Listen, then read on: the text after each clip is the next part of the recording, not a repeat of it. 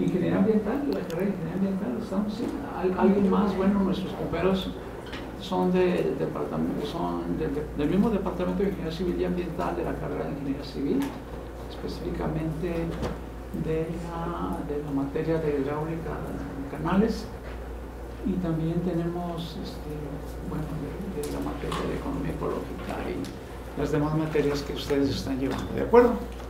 Comentando con algunas de sus compañeras temprano, les decía yo que este seminario del agua es uno de los de más tradición, si no es que el de mayor tradición en toda la UACJ. Muy curioso, ¿verdad? Estamos en un evento así que aparentemente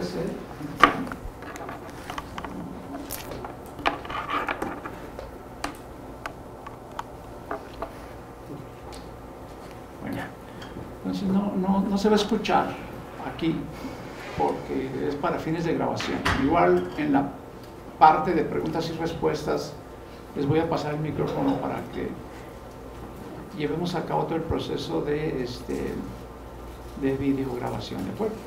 Sí. Eventualmente algunos videos llegan a estar en la red, en YouTube o algo así.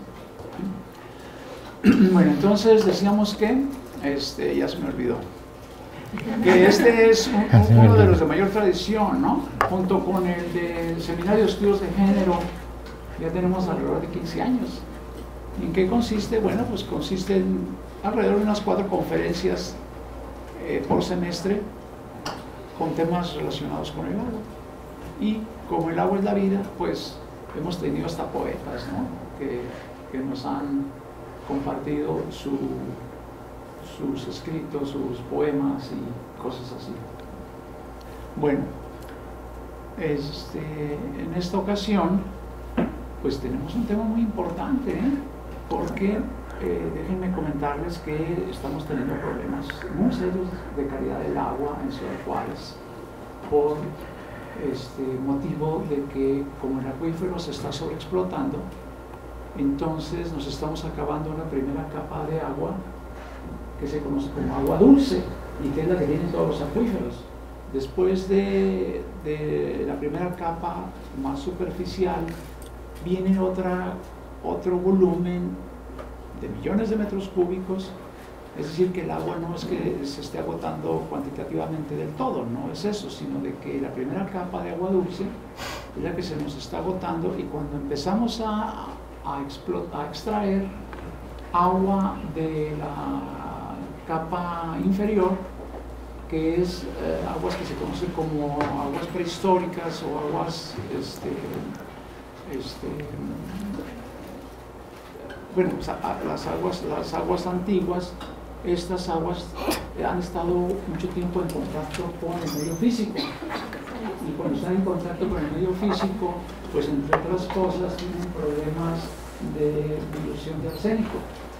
Es decir, si no lo eliminamos del agua, es un tóxico, un contaminante, aunque no es, yo nunca he dicho, no creo que sea una contaminación este contacto del agua con el medio físico, sino que es simplemente pues que haya estado durante cientos de miles de años.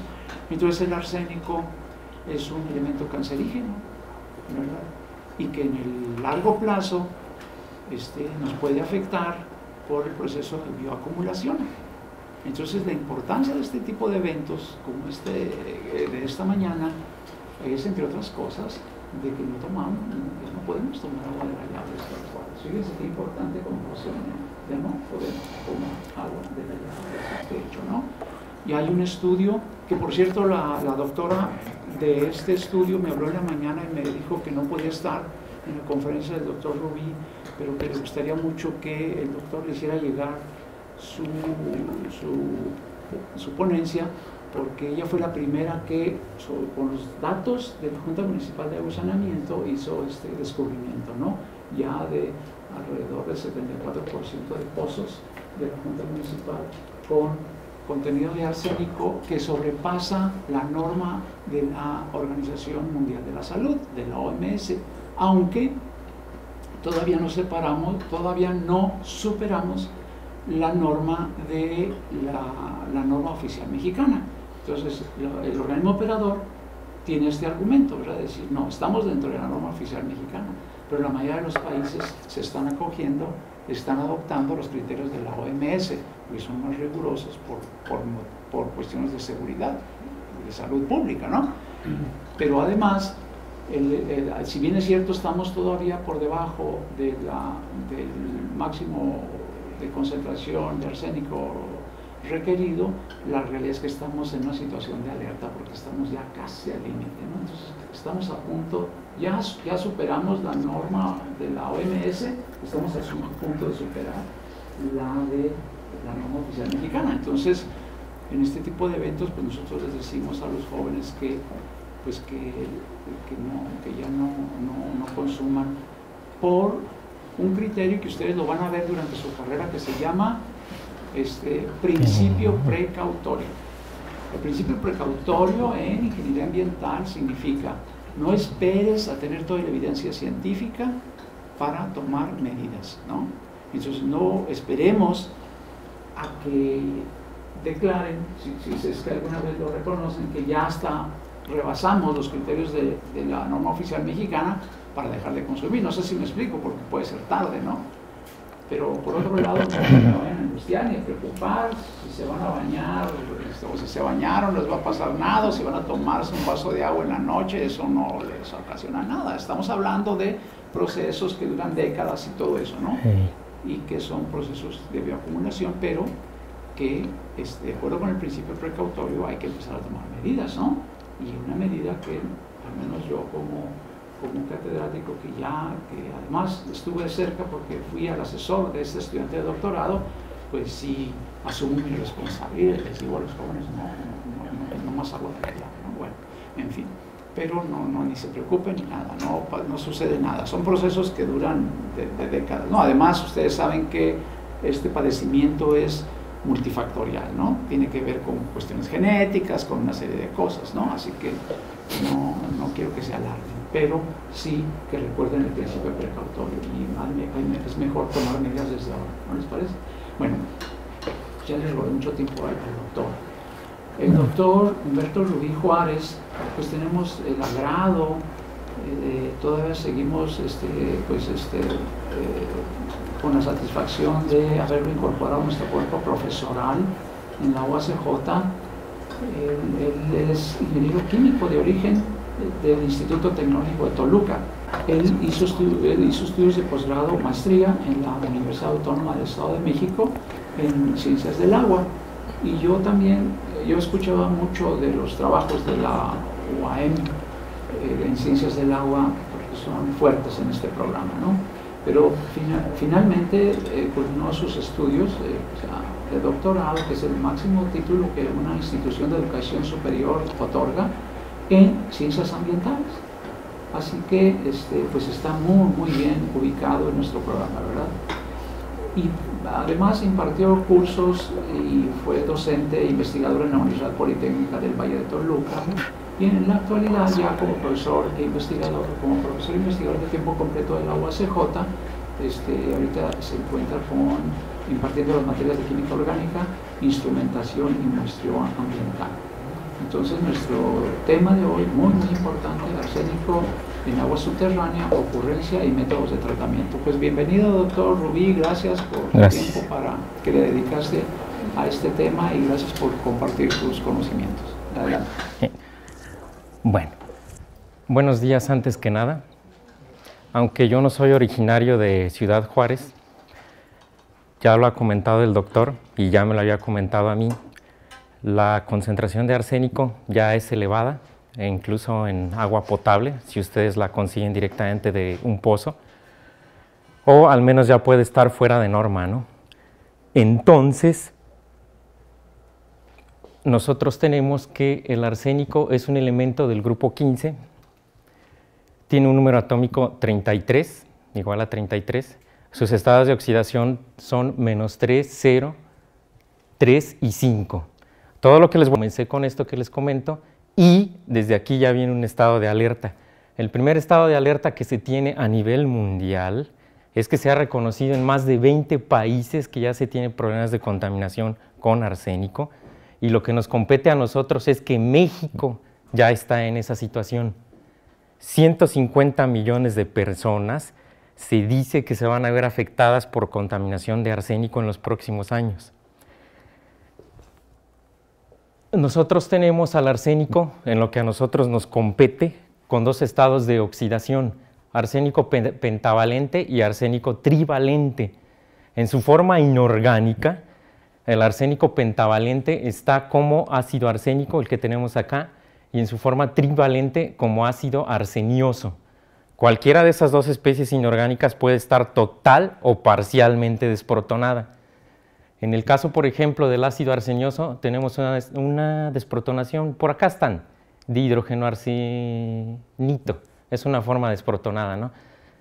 Esas dos formas en el agua van a depender de su presencia en el agua, va a depender del potencial redox y el pH.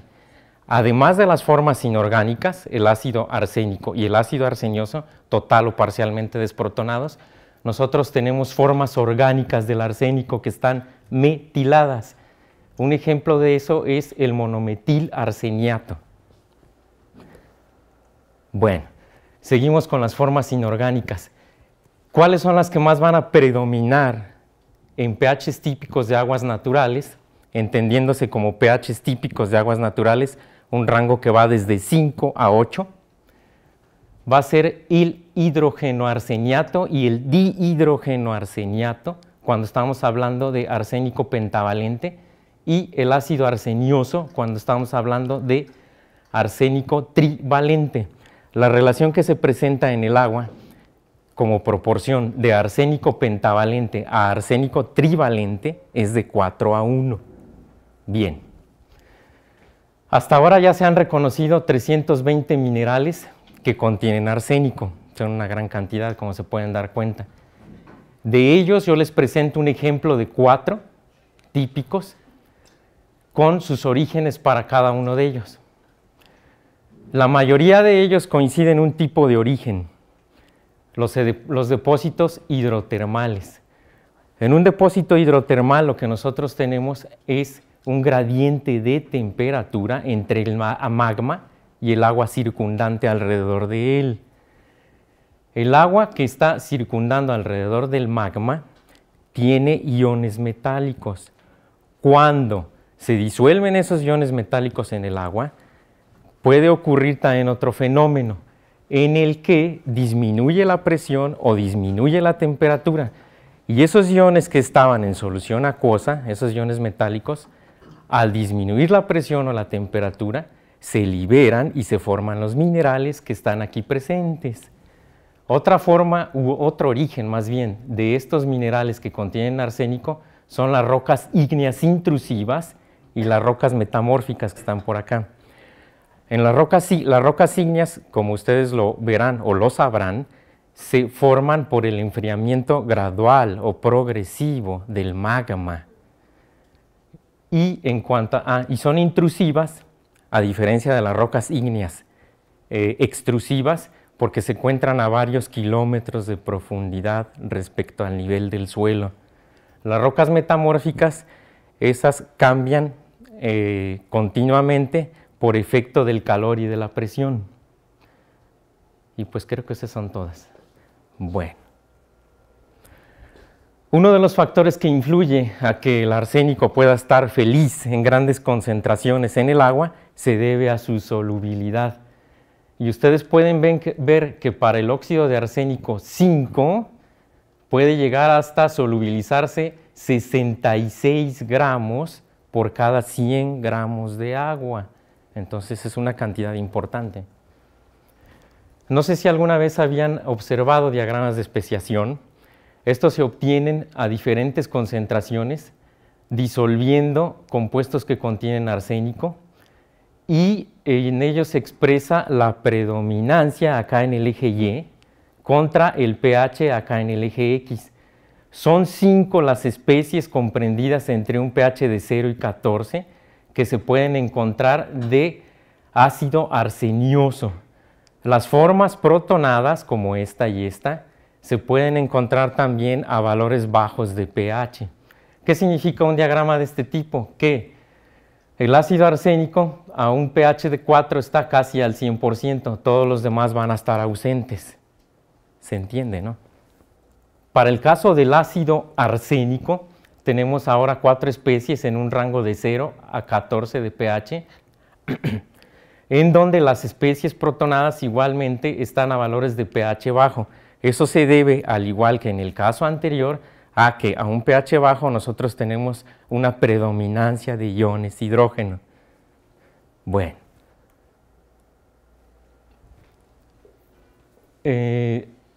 Nosotros tenemos también los diagramas de Purvé, que son los que permiten, al menos desde un enfoque teórico, conocer cuáles son las especies arsénico que pueden estar presentes en el agua subterránea. Uno de los parámetros que resulta de mucha importancia en el agua subterránea es el potencial redox. Entonces, estos diagramas se construyen con base en la ecuación de Nernst y los equilibrios químicos de las especies involucradas, además de otra serie de supuestos. Esto se puede obtener a través de programas y puede incluir tantas especies como ustedes puedan construir un diagrama. Aquí solamente es un sistema de arsénico, oxígeno y agua. Bien, entonces en un diagrama de este tipo, les había comentado, o bueno, se los comento ahora, en el eje Y tenemos el potencial redox y en el eje X tenemos el pH. Por encima del 0, yo voy a tener condiciones de oxidación. Por debajo del 0 yo voy a tener condiciones de reducción. Que yo tenga condiciones de oxidación aquí implica que las reacciones que prevalecen son las de oxidación. Que yo tenga un escenario o un ambiente aquí reductor significa que las reacciones que van a prevalecer son las de reducción. Este diagrama se obtuvo con una concentración de 10 a la menos 6 molar como ácido arsénico y ácido arsenioso a 25 grados centígrados y una atmósfera de presión. De este diagrama se pueden extraer estos datos, donde tenemos un límite máximo y mínimo del potencial redox y un valor de pH o rango, dependiendo de la especie. Significa que yo cuando extraigo los datos de acá puedo saber que el ácido arsenioso está presente a un pH menor de 9.2 y en este rango de potencial redox. Estamos hablando de toda esta zona. ¿Están de acuerdo o no? Y estamos hablando de que eso se puede presentar en las aguas subterráneas también. Cuando ese diagrama que nosotros anteriormente vimos, y ya se los expliqué, le incorporamos además sulfuro como ácido sulfídrico, tenemos este otro diagrama, en el que, para que ustedes ya puedan obtener conclusiones importantes, desde un enfoque teórico, pero de todas maneras importantes.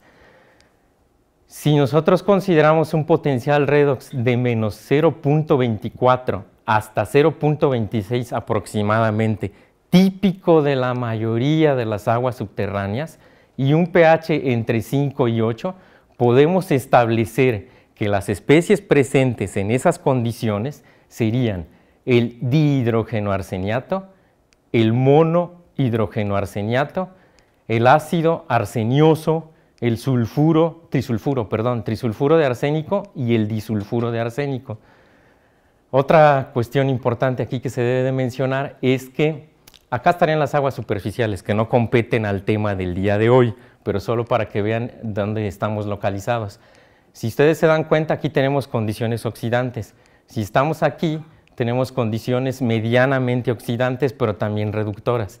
Bien, ¿qué va a suceder entonces también?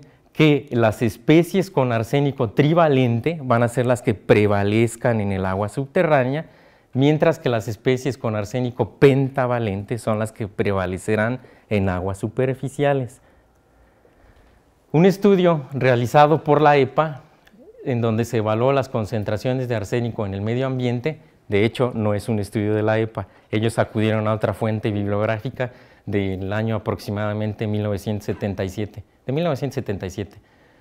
indica que el arsénico en agua subterránea en una concentración en microgramos por litro oscila desde 1 a 1000, pero se reconoce también que la mayor cantidad de arsénico o concentración de arsénico se presenta en el suelo, los sedimentos de corrientes y ríos, así como en las rocas ígneas, metamórficas y sedimentarias.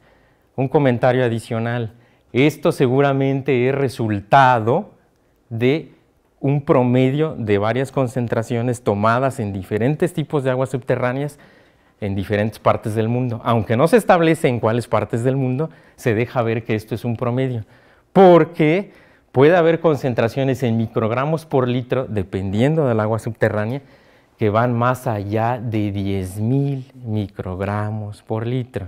Bueno, habiendo hecho esa aclaración, les voy a comentar que las rocas ígneas, ya les había dicho que proceden de un enfriamiento gradual del magma. Las rocas metamórficas son aquellas que cambian continuamente por efecto de la calor y de la presión, y las rocas sedimentarias son aquellas que se forman de los granos procedentes de otras rocas y que coalescen juntos para formar una nueva roca. Bueno,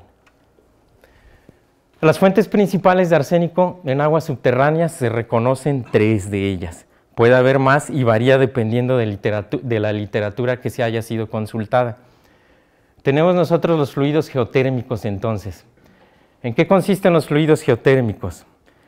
En que el magma a una gran profundidad, estamos hablando de, no sé, si cientos de kilómetros, pero lo que sí sabemos que es a una gran profundidad, va a transferir calor hacia el agua a través de una capa rocosa y a través de una capa de baja permeabilidad.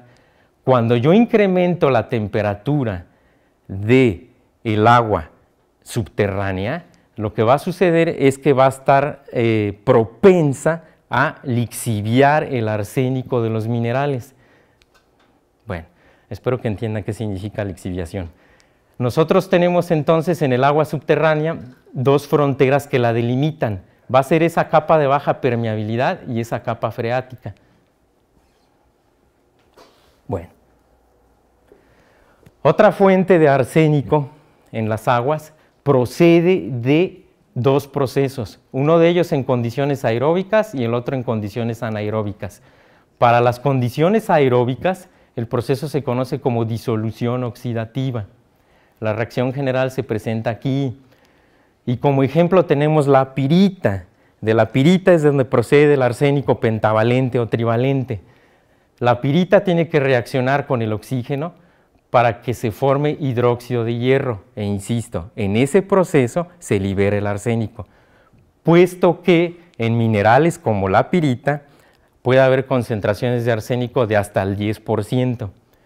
Otros minerales que también pueden liberar arsénico en una reacción de oxidación serían la calcopirita, la galena y la marcasita.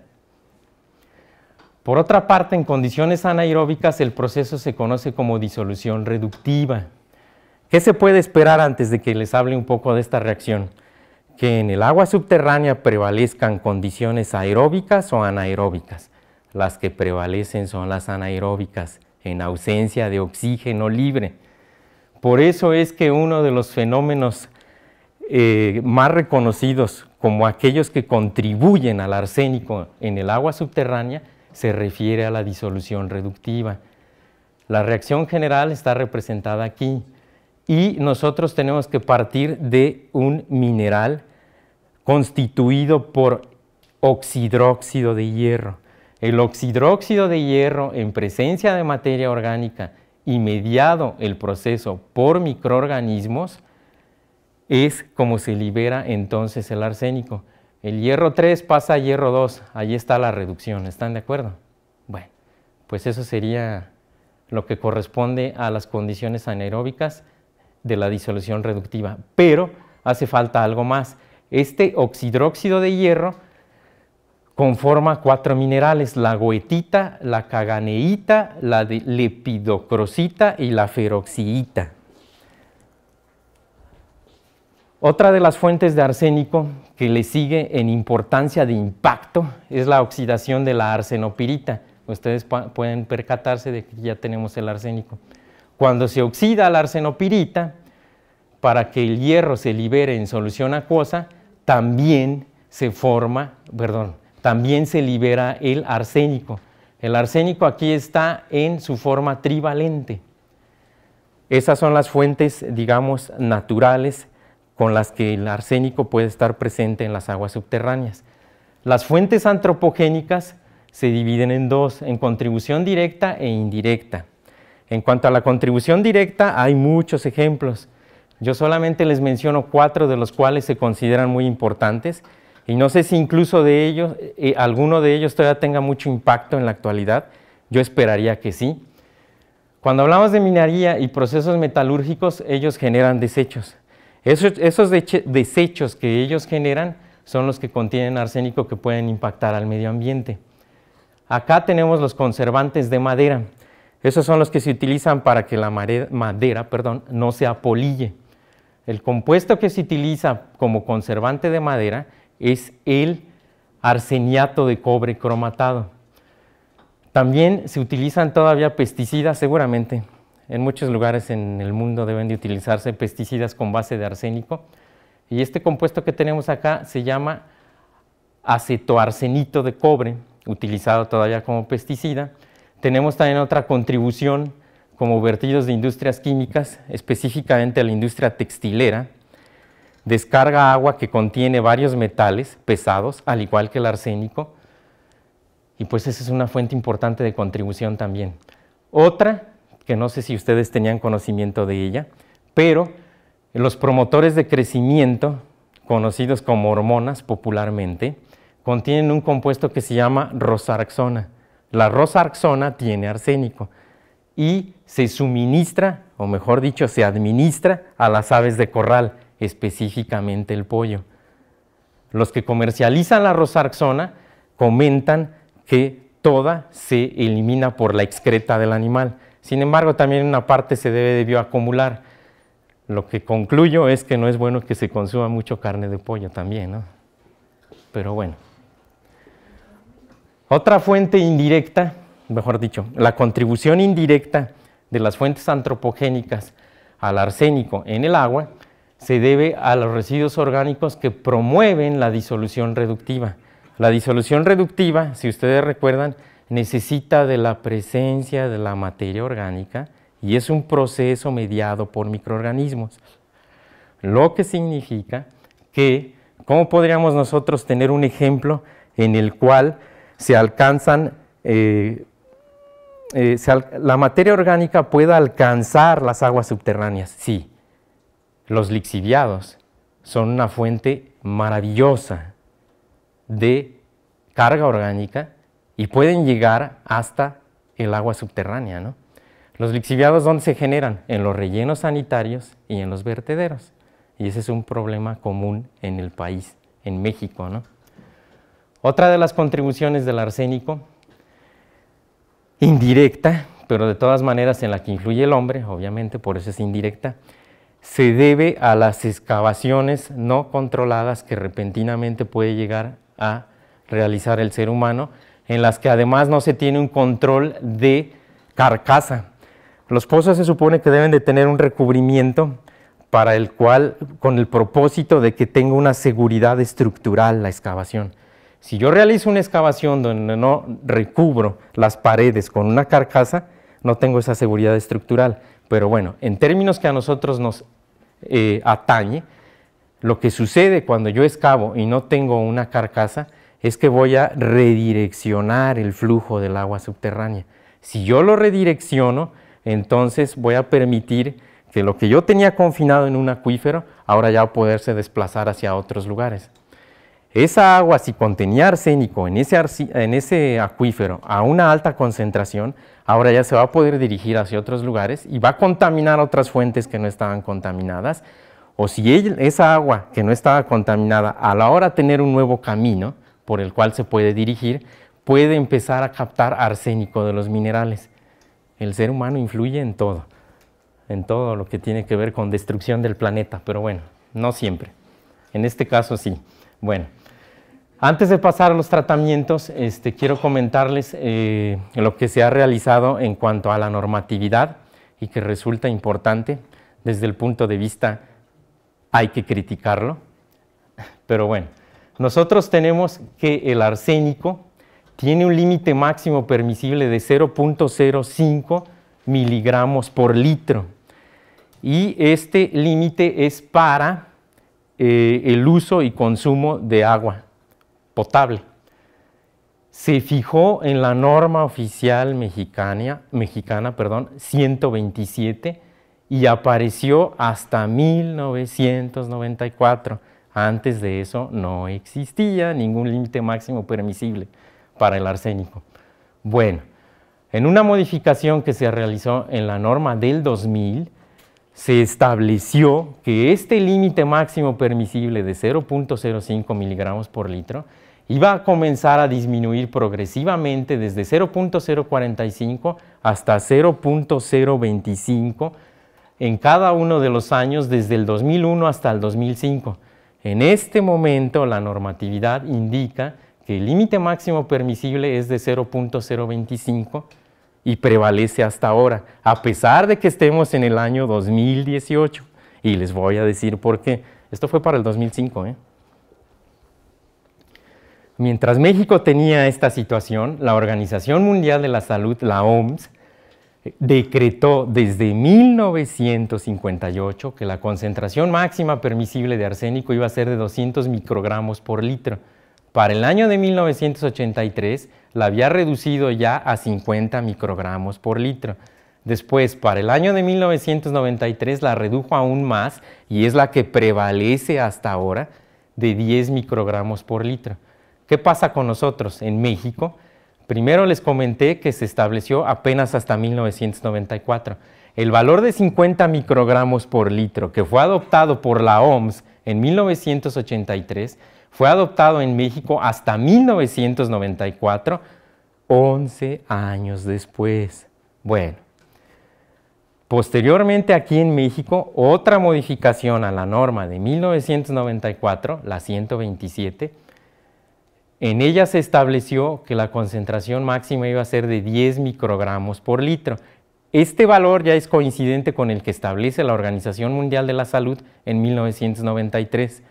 Solo que si ustedes lo notan, se coincidió en ese valor 17 años después. Y aquí viene lo más crítico. La fuente está acá, por si algún día la quieren consultar, y al final voy a pasar rápidamente todas las referencias bibliográficas de las que fue posible poder exponer este trabajo, ¿no? Bueno, entonces, estamos nosotros en que el 2010 se propuso una concentración de 10 microgramos por litro. Esa norma fue abierta para comentarios públicos, quiere decir que incluso podrían participar personas como nosotros, y no se llegó a nada importante porque después de que fue abierta para comentarios, hasta el año pasado todavía no se cuenta con una versión final aprobada.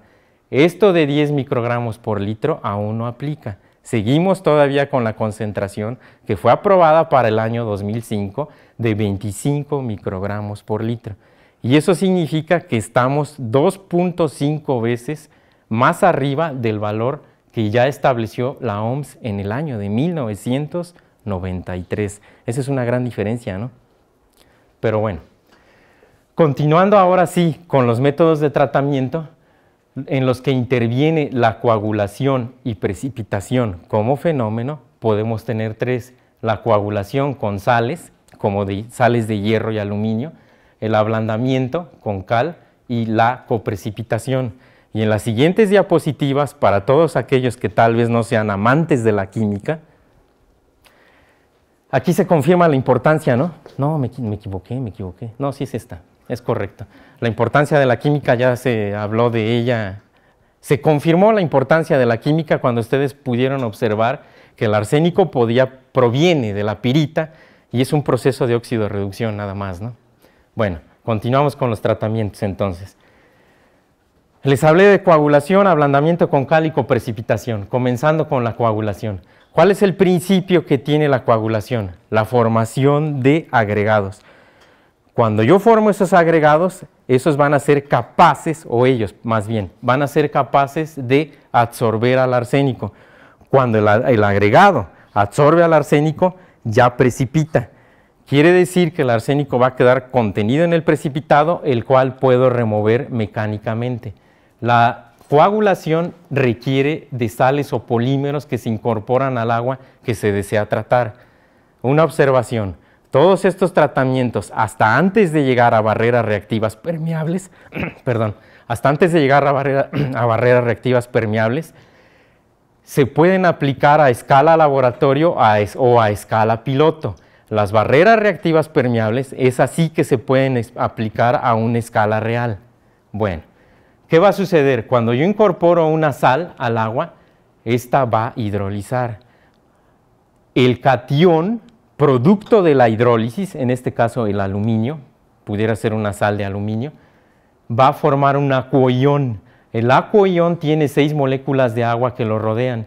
Hay una serie de reacciones sucesivas en las que se desprotona ese acuoión y, como se indica hasta acá, puedo llegar hasta el precipitado, el cual sedimenta y se separa, ¿no? ¿Qué se requiere para un ensayo de coagulación? Se requiere de un agitador de propelas, un coagulante dosificado a diferentes concentraciones, un mezclado en 2 etapas, la rápida y la lenta, y se permite que sedimente el precipitado, ¿no? Bueno, para ello se requiere un equipo como este, que es un agitador de propelas, en el cual se tienen 6 jarras de acrílico y diferentes puertos de muestreo, en cada una de esas jarras. Bueno, otra vez, confirmando la importancia de la química. Otra forma de remover arsénico ocupa el principio de formación de precipitados. El proceso se conoce como ablandamiento con cal. ¿Qué debo de tener para poder aplicar el ablandamiento con cal y remover arsénico? Magnesio presente en la solución, agregar hidróxido de calcio y formar un precipitado de hidróxido de magnesio. Y estamos entonces en el mismo principio donde el hidróxido de magnesio puede absorber al arsénico pentavalente y precipitar. El precipitado ya lo puedo remover mecánicamente. Bueno, esto ocurre a un valor de pH mayor a 10.5. El hidróxido de magnesio que se formó acá es el que reacciona con el ácido arsénico, aquí está el arsénico pentavalente, para formar un precipitado conocido como metarseniato de magnesio. Si el arsénico está como trivalente, entonces yo lo puedo oxidar con peróxido de hidrógeno u ozono, o bien ion clorito, y realizar el mismo proceso en el que lo remuevo con hidróxido de magnesio. ¿Están de acuerdo? Bueno, esta era la reacción de oxidación, ¿no? Yo lo tengo como arsénico trivalente, reacciona con peróxido, ya tengo el ácido arsénico se puede combinar con hidróxido de magnesio y se remueve. Una cuestión importante aquí que tengo que comentar. Si tuviera que realizar esto a escala piloto, porque veo complicada una aplicación a escala real, desde mi perspectiva, quizá pueda llevarse a cabo. Una condición o una situación no deseada es que nosotros vamos a tener un pH final de 10.5. ¿Qué tengo que hacer? El pH se va a tener que corregir para llegar a un rango aceptable o a un valor aceptable de pH que coincida con el pH del agua potable, alrededor de 7, ¿no? Bueno, coprecipitación, otro de los métodos. El principio de la coprecipitación yace en que yo requiero que el hierro o el manganeso estén presentes en solución acuosa. Cuando alguno de estos dos está presente y reacciona con permanganato o dióxido de cloro, se forman precipitados de hidróxido de hierro. Por ejemplo, el hierro con el dióxido de cloro forma el precipitado de hidróxido de hierro, el cual reacciona nuevamente con el ácido arsénico no reacciona, realmente es un fenómeno de absorción y precipitación. En este otro caso también el hidróxido de hierro absorbe al ácido arsénico, al arsénico pentavalente como ácido arsénico y precipita. La diferencia de cuando la diferencia que hay en una reacción de dióxido de cloro con hierro o de permanganato con hierro es que el permanganato va a quedar también después de la reacción como dióxido de manganeso. El dióxido de manganeso y el hidróxido de hierro son los que permiten que este proceso se lleve a cabo. Otra forma de remover el arsénico de las aguas consiste en la inmovilización en fase sólida del mismo. Dos opciones tenemos convencionales. el intercambio iónico y la adsorción. En cuanto a la adsorción, reconocemos primero que el principio yace en la transferencia de un componente sólido o líquido hacia la superficie de otro componente sólido o hacia la interfase entre esas dos fases, sólida y líquida. El esquema más sencillo para realizar experimentos de adsorción es un enfoque batch. En el enfoque en batch yo voy a tener el adsorbente en solución acuosa, lo voy a mantener agitado a una velocidad, lo voy a mantener agitado continuamente a una velocidad constante. Las opciones o los esquemas que tenemos aquí es utilizar diferente concentración de adsorbente para la misma concentración de adsorbato o viceversa. El adsorbato es el arsénico, el adsorbente pues es el material adsorbente. Bueno, ¿qué es lo primero que tengo que establecer en estos experimentos? El tiempo requerido para llegar al equilibrio.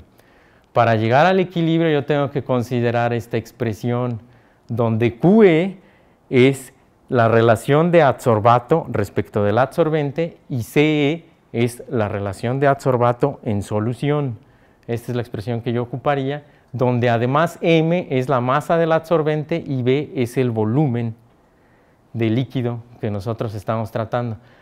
Como representación gráfica de los datos que puedo obtener a partir de esta expresión se tiene este ejemplo.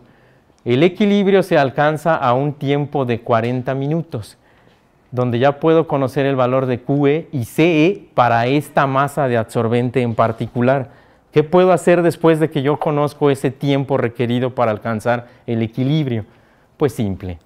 Lo que voy a hacer es voy a considerar varias cantidades de adsorbente para tener una gráfica que ahora tenga diferentes valores de QE en el eje Y y valores diferentes de CE en el eje X. Este es un ejemplo. De esta gráfica yo puedo obtener varios datos y ajustarlos con un modelo de isoterma de equilibrio de adsorción. Los 4 más comunes modelos de isotermas de equilibrio son el de Langmuir, Freundlich, Jovanovic y Temkin. Bien, estos modelos se ocupan en la mayoría de trabajos de adsorción porque son de 2 parámetros. Si yo quisiera aplicar un modelo de isoterma de equilibrio de adsorción de 3 o más parámetros, tendría que realizar un algoritmo para poder analizarlo. Dicho de otra manera, tendrían que programar. En MATLAB, por ejemplo, ¿no? Bueno, estos modelos de isoterma tienen mucho valor si nuestros datos se ajustan a ellos, porque, por ejemplo, para el de Langmuir tengo una capacidad máxima de absorción QM y para el de Jovanovic también tengo la capacidad máxima de absorción QM. ¿Qué información puedo obtener de las capacidades de absorción? Que son diferentes para diferentes absorbentes. Yo lo que voy a buscar en estos experimentos es utilizar diferentes absorbentes y encontrar cuál de ellos tiene una mayor capacidad máxima de absorción. Ese es el que se recomendaría para utilizarlo en la descontaminación del agua que contiene arsénico. Si consideramos la materia prima o el material básico como carbono o metal en la elaboración de adsorbentes, yo tengo para el caso del carbono como material de partida la cáscara de frutos secos como el de almendra y el de avellana y algunas otras fuentes. Para el metal yo puedo utilizar óxidos, hidróxidos u oxohidróxidos metálicos. El más común absorbente base metal o el más popular, los más populares son la alúmina activada, la kaolinita y la bentonita. Por cierto, la bentonita las mujeres la utilizan, es una arcilla mineral, la utilizan como para aplicársela en la cara, ¿cómo es? Como mascarilla. La utilizan como mascarilla la bentonita cálcica o sódica para eliminar impurezas, pero se ocupa también como absorbente. Bueno, En el intercambio iónico nosotros tenemos el principio de que un ion en la fase acuosa se va a intercambiar por un ion en la fase sólida. Una expresión para el intercambio catiónico en el que se involucran dos especies es esta. En esa expresión yo tengo cationes A y B y tengo valencias A y B de esos dos cationes, así como los coeficientes ZA y ZB, aquí están. Bueno, el intercambio iónico, un dato histórico que podría ser relevante para ustedes, tal vez sí, tal vez no, se reconoció por primera vez en 1850 por dos autores que describieron la eliminación de amonio a partir de residuos orgánicos, producto del intercambio que tenía con el calcio que hay en el suelo. El calcio, aquí el amonio está en fase acuosa y llega al suelo producto del intercambio con el calcio. Para explicarlo con un diagrama esquemático, nosotros tenemos nuestra red de resina que tiene grupos funcionales fijos cargados. Esos grupos funcionales fijos cargados, aquí negativos, atraen electrostáticamente a un ion de carga opuesta, denominado contraión. Ese contraión es el que se va a intercambiar con otro ion de igual carga presente en la fase acuosa, de forma tal que ustedes pueden apreciar que el ion que estaba en la resina ahora está en la fase acuosa, el A, y el que estaba en la fase acuosa ahora está dentro de la resina, el B. Es un catión positivo. ¿Qué esquema experimental tenemos para la absorción? Puedo utilizar tres tipos de escalas, a escala piloto, a escala laboratorio y a escala real. Estos, insisto, he visto aplicaciones solo hasta ahora a escala laboratorio. El esquema experimental que se utiliza es idéntico al de absorción cuando se realiza el enfoque más sencillo de todos. Otro método para remover el arsénico de las aguas consiste en la filtración por membranas. La filtración por membranas tiene cuatro opciones: la microfiltración, la ultrafiltración, la nanofiltración y la ósmosis inversa. Bueno, el principio es que las moléculas o partículas van a quedar retenidas en la membrana a medida que la solución pasa a través de ella. Tenemos el agua residual, las partículas o moléculas que quedan retenidas del lado izquierdo de la membrana y del lado derecho ya tenemos el agua limpia. Ese es el concepto abstracto de esto. Bueno, como ya se habían esbozado cuatro opciones para la filtración por membrana, son estas cuatro las que se habían esbozado. En ellas se manejan diferentes rangos de presión. Lo que sí se puede notar es que desde la microfiltración hasta la ósmosis inversa, ese rango de presión incrementa, mientras que el tamaño de poro representativo para esas cuatro técnicas disminuye. Ahora bien, algo que podrían ocupar, sobre todo los que están estudiando ingeniería ambiental y algún día realicen lleven a cabo la filtración por membranas para remover un contaminante, sea arsénico u otro, es que vean la diferencia entre ellas de la forma más simple que puede existir. La microfiltración puede remover bacterias y sólidos suspendidos. De ahí llegamos hasta la ósmosis inversa, que puede remover sólidos suspendidos, bacterias, virus, iones multivalentes e incluso iones monovalentes.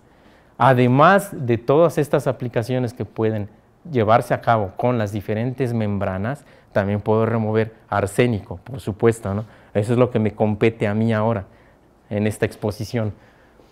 Aquí les presento un caso de aplicación que se realizó por estos autores, extrayendo agua de un pozo en Phoenix.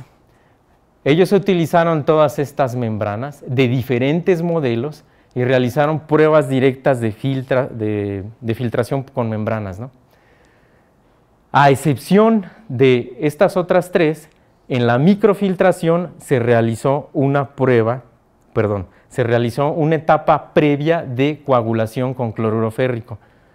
De lo contrario, no tendría sentido aplicar la microfiltración para remover arsénico, debido a que está en solución. Solamente en un caso consideraron el particulado. Bueno, con eso los autores construyeron una tabla en la que, dependiendo del caso de aplicación, se iba a clasificar como recomendado, posible o no recomendado. Para el caso de la ósmosis inversa, el arsénico sí puede ser removido, además de una forma recomendada, considerando los datos obtenidos y cuestiones operacionales también, para el arsénico trivalente, pentavalente y disuelto. ¿Qué desventaja tiene la ósmosis inversa respecto a los otros tipos de membrana? Que va a ser más costoso por los rangos de presión requeridos. Y además el tamaño de poro es más pequeño, es más difícil sintetizar un material que tiene un tamaño de poro diminuto, por el cual además tengo que hacer pasar una enorme presión en comparación con los otros tres, ¿no? Barreras reactivas permeables que se cocinan aparte de todos los métodos anteriormente vistos.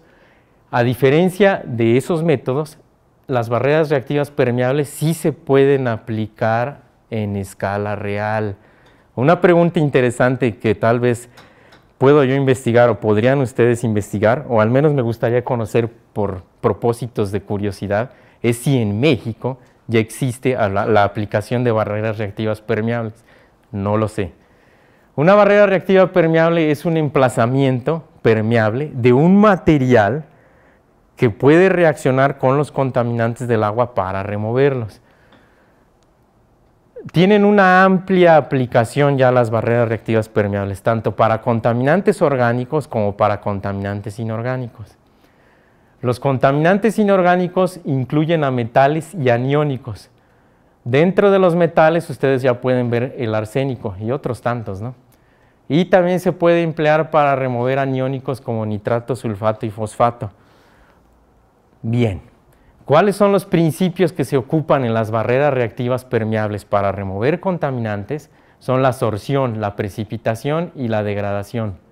La sorción y la precipitación utilizan, bueno, mejor dicho, en ellos el contaminante se inmoviliza en la barrera, mientras que en la degradación se inmoviliza en la barrera o se libera. ¿Qué caso tiene que un contaminante se libere si lo hago pasar por una membrana, por una barrera reactiva permeable? ¿Qué caso tendría? Si es degradado, ya podemos esperar que ese compuesto original va a fragmentarse en otros de estructura más pequeña, pero son menos tóxicos que el original. Es una maravilla las barreras reactivas permeables.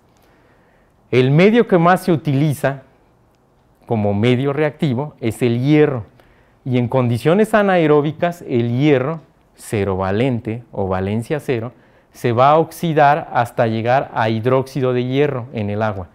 Ese hidróxido de hierro reacciona con el ácido arsénico, el arsénico pentavalente está aquí implícito, para formar el metarseniato de hierro, el cual precipita. Nosotros estaríamos en este caso, donde el metarseniato de hierro queda precipitado y contenido dentro de la barrera. Ya vamos a acabar. Por último, otra de las reacciones importantes que pueden ocurrir dentro de la barrera es la eliminación del arsénico cuando reacciona con el ácido sulfídrico. Aquí lo que me interesa es el sulfuro, para formar trisulfuro de arsénico. En el proceso tiene que intervenir la materia orgánica y tiene que estar mediado por bacterias. Si se dan cuenta, entonces puedo remover arsénico de las aguas subterráneas con barreras reactivas permeables en cualquiera de las dos especies, pentavalente o trivalente. Antes de una aplicación a escala real, yo tengo que realizar experimentos en columna. Los componentes típicos de una columna incluyen un contenedor del agua cruda, así es como se conoce, el agua no tratada, una bomba peristáltica, una columna, un medio de soporte del material reactivo, aquí adentro está el material reactivo y diferentes puertos de muestreo. En el número 4 nosotros tenemos el contenedor del agua ya tratada. Mayores descripciones en estas referencias.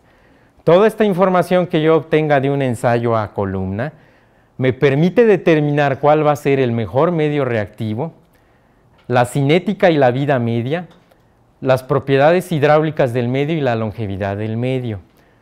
Todo ello es sustancial para una aplicación a escala real. Pero antes de que concluya, porque ya casi concluí, si ustedes pueden observar esto, ya desde aquí se nota que tiene que haber una participación multidisciplinaria. Nadie es experto en todo esto. Pueden ser expertos algunos en un área y otros en otra. Esto le corresponde más a las personas que conocen hidráulica, ¿no? O que conocen de hidrología. Esto le corresponde más a los ingenieros ambientales. Bueno, en realidad a ustedes les tendría que corresponder estas dos, pero no con un conocimiento muy profundo, tal vez superficial, pero de ambos, ¿no? A mí nada más me correspondería modelar, por ejemplo, la cinética y la vida media, con los resultados que se obtengan de los perfiles de concentración de los diferentes puertos de muestreo, ¿no? Yo no podría, en un caso particular, analizar las propiedades hidráulicas del medio. Eso es para alguien que conoce de hidráulica. Porque acá adentro tenemos la conductividad hidráulica. Seguramente la van a abordar en semestres posteriores, o algunos de ustedes ya la conocen. Tiene una expresión y se refiere solamente a la facilidad con la que el agua atraviesa un medio poroso. Yo tengo dos variables ahí. La facilidad con la que el agua atraviesa un medio poroso y la facilidad con la que el propio medio poroso retiene o permite el paso del agua. Cuestión de hidráulicos y de hidrólogos, ¿no? Todas las referencias consultadas, 23. Y hasta aquí termina mi exposición. Si tienen alguna pregunta, sugerencia, comentario o aclaración, son bienvenidos.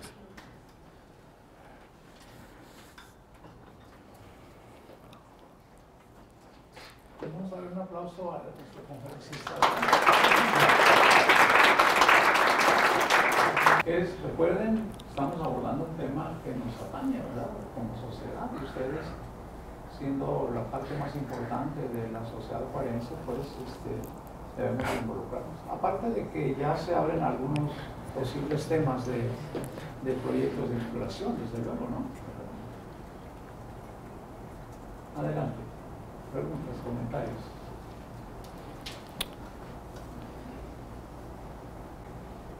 Pues una observación que habría que hacer, bueno, varias cosas, ¿no? Una es que en estos tipos de eventos ustedes aprenden cómo es una presentación en PowerPoint, ¿verdad? Eso es un aprendizaje práctico. Cómo son las filminas, cómo al final están las referencias, cuál es la secuencia, en fin, ¿verdad? Porque tarde que temprano ustedes van a entrar al proyecto de titulación. Y cuando estén en el proyecto de titulación van a hacer algunas presentaciones y la obtención de su grado, de su licenciatura, pues va a ser la defensa de su tesis o de su proyecto de titulación ante un sínodo. Y ustedes pues tienen que tener dominio sobre esta herramienta didáctica y de comunicación que es el PowerPoint.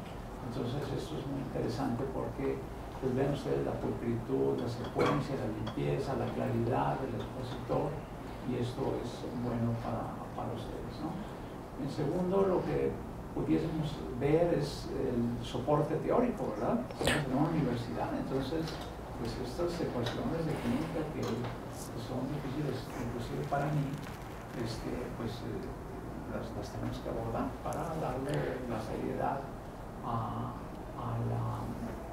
las conclusiones que posteriormente vienen, ¿no? Bueno, esto es un poco para animarles a que participen ustedes. ¿Qué más quisieran? ¿Qué más? Si ustedes se van ahorita y alguien les pregunta, ¿y qué tal? ¿Qué te pareció la conferencia? ¿En qué te quedas de esta conferencia? ¿Qué responderían ustedes, no? ¿Con qué se quedan de esta conferencia? Con nada, con nada. Adelante, anímense. Bueno, me gustaría preguntar, pues, vimos varios métodos de eliminación de arsénico, pero ¿cuál usted consideraría que ya con costos y todo es el más práctico para nosotros? Es la pregunta básica que por lo menos esperaba del público. Pues sí, sí, porque ¿cuál recomienda? ¿No? Es lo primero que se debe de preguntar. Sin duda alguna, para una aplicación a escala real, las barreras reactivas permeables. ¿Por qué? Porque no es información que venga de México. Todos los estudios que se han realizado de barreras reactivas permeables ya son de países de primer mundo Y son casos de éxito muchos los que ya han tenido en remoción de varios contaminantes, no solamente de arsénico.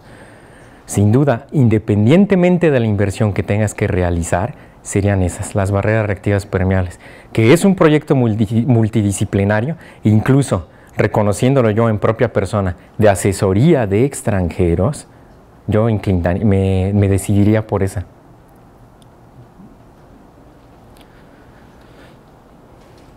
Barreras reactivas permeables, muy bien. ¿Alguien más quisiera hacer una pregunta? Sí, adelante. Bueno, con las barreras reactivas permeables, ¿cree usted que aquí en Ciudad Juárez se pueda llegar a hacer esto? Y viendo los costos y todo esto. Dependiendo de la velocidad de flujo de agua subterránea, yo creo que sí. Dependiendo del apoyo de las autoridades gubernamentales, yo creo que sí. Normalmente de lo que se puede adolecer hasta cierto grado en muchos de los proyectos, en muchas de las universidades, no estoy hablando únicamente de la Universidad Autónoma de Ciudad Juárez, es de la infraestructura. Bueno, eso es en cuanto a universidades. En cuanto a llevar a cabo un proceso a escala real, verdadero, tangible y palpable, tiene que ver mucho la inyección de capital, ¿no? El interés de las autoridades por destinar un recurso para que algo de esa magnitud pueda llevarse a cabo. Las autoridades. A ustedes es más difícil que les corresponda eso, ¿no? Claro. Muy bien, ¿alguien más, jóvenes? ¿Alguna otra pregunta? Muy bien.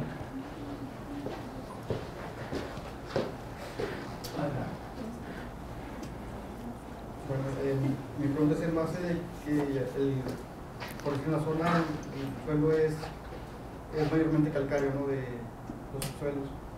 Si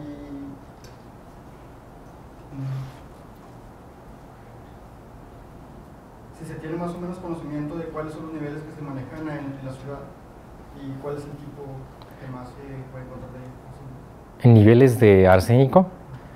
Creo que sí, algunos de los alumnos ya tienen esos resultados. Yo no los tengo, pero sí, ya se conocen valores. Se conocen valores de concentración de arsénico ya, ¿verdad?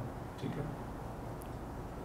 Que como lo mencionaba el doctor, están cerca de exceder el límite máximo permisible. No sé si estén considerando el de 10 microgramos por litro, que todavía no ha sido aprobado, o el de 25 microgramos por litro. Cualquiera de los dos casos sería crítico de todas maneras, ¿no? Y un comentario más que tengo que realizar adicional, y que ya había hablado un poco de eso el doctor. Es muy difícil, desafortunada o afortunadamente, dependiendo de la perspectiva, determinar cuál valor de concentración o cantidad de arsénico ya tendría un impacto directo en la salud. Cuando ustedes consultan referencias, van a encontrar los efectos que puede provocar. Problemas en el riñón, en el hígado, etc. Fue algo de lo que ya no quise abordar porque la exposición se hubiera extendido tal vez otros 20 minutos más. Sin embargo, como no se pueden determinar exactamente en términos prácticos cuáles son los valores que pueden atentar contra la integridad física de las personas, pues es algo que a veces no merece tanto un estudio a profundidad o no merece establecer realmente qué valores pueden ser perjudiciales, ¿no? Y mientras una norma diga, o incluso la EPA, que 10 microgramos por litro es el valor máximo permisible, pues no importa, ¿no?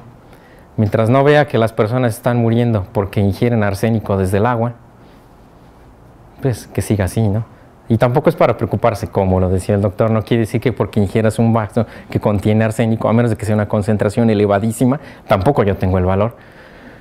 Podría provocarte la muerte casi, ¿no? Pero menos que eso, también hay una parte que se va desechando, ¿no?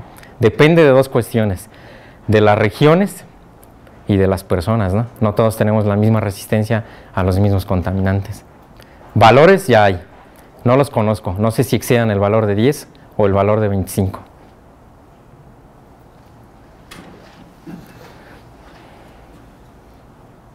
Bueno, ¿quién más quisiera comentar su punto de vista? Yo tengo una pregunta. En las paredes reactivas permeables, hablando de los diferentes contaminantes que puede contener el agua, ¿hay algún contaminante que no retenga? Seguramente sí. Lo que pasa es que hay una cantidad inmensa, ¿no? Hay un servicio de Chemical Abstract que clasifica todas las sustancias y ya habla de más de 160,000. Entonces, si alguna de esos 160,000 que también pueda estar presente en el agua, seguramente se cuela. Quiere decir que no alcanza a removerse en las barreras reactivas permeables. Probado para arsénico, ya está. Probado para todos esos metales pesados que les mostré en la diapositiva, ya está. Para otra serie de contaminantes orgánicos derivados del petróleo, también ya está. Pero sí, habrá algunos que... Si tu pregunta es si es infalible, no. Para algunos no puede ser recomendable, ¿no? Para el arsénico, sí. Bueno, jóvenes, pues si no tienen alguna otra pregunta, algún comentario, personalmente no nos alcanzaron a llegar, no alcanzó a firmar el director del instituto el reconocimiento, ¿no? Lamentablemente, entonces, pero bueno, pues le pedimos una disculpa al doctor, pero pues, se los hemos llegado el lunes a más tardar, ¿no? Pues muy interesante. Y yo siempre aprovecho también para darles un agradecimiento a nuestros compañeros de videoconferencias, ellos son los que permiten videograbar y eventualmente que la comunidad, no solamente la comunidad científica, sino la sociedad en general, tenga acceso a todo este tipo de conferencias, ¿verdad? De conocimiento, porque una de las funciones sustantivas de la universidad es la transmisión, de transmitir hacia la sociedad el conocimiento. Así que yo públicamente les agradezco a estos profesionales que despliegan una gran labor en la universidad. Imagínense cuántos departamentos, cuántos conferencistas, cuántos PowerPoints, cuántos etcétera, congresos, y ahí están ellos haciendo posible el rescatar toda esta información, todo este conocimiento para que esté ahí a disposición nuestra, ¿no? Bueno, pues le damos un aplauso a los de videoconferencias, ¿no? Y para que nuestros compañeros